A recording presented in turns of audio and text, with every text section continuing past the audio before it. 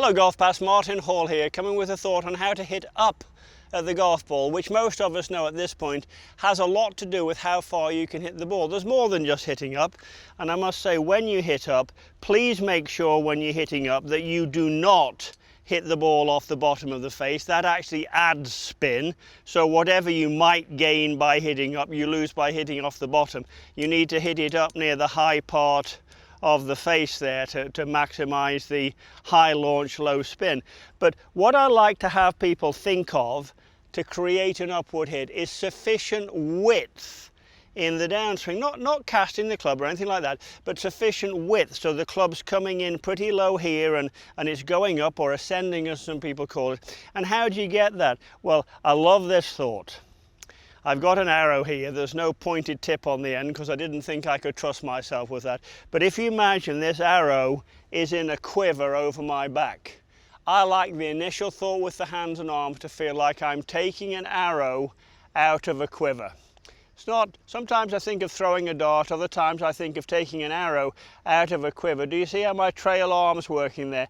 My hand is actually working away from the target. Now if I get rid of the arrow and think of what would a club do there, if the club was the arrow and I was taking the arrow out of the quiver, the grip end, you can see the grip end is moving in that direction. It's moving away from the target. So that will help me hit up. It's a very useful thought. So I'm going to try and hit one about with the thought of taking the arrow out of the quiver and see what we get. And very often it's a pretty good result actually. So I'm going to take the arrow out of the quiver, as it were, from the top.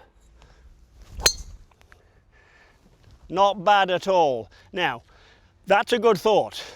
What's even better is if you lean on deWiz, which is a product I stand behind. I thoroughly endorse it. I think it's fantastic because you can measure what cannot be seen. It's actually making the invisible visible. So this is a sensor. It's hooked to my iPad here. You can use it on the golf course or at home, or even without a golf club for that matter.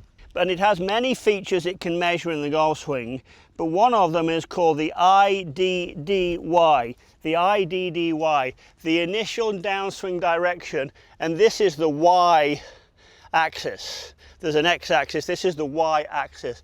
So what you can find with a really good player is when they're swinging down, you can measure, did the club move that way? Did it move that way? Did it move that way? That would be 90 degrees. That would be a horrible way to start the downswing. So I want my IDDy axis to be somewhere in the region of, oh, I don't know, 15 or 20 degrees. It feels that way. It'll actually be that way. But let's see what I get here. Let's see if I can hook into it. I am clued in. Here we go.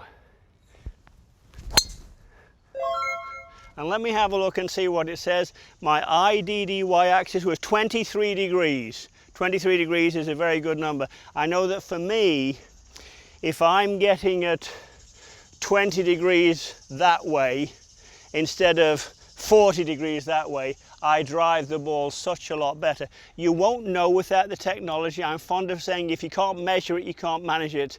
Look, if you just use the thought of an arrow out of a quiver, you are going to improve. If you really want to improve, check out the versatility of deWiz and see if you can't improve your Y-axis, your arrow from a quiver through the ball to hit up and maximize your distance. Because if you hit it further, you'll be a happy golfer.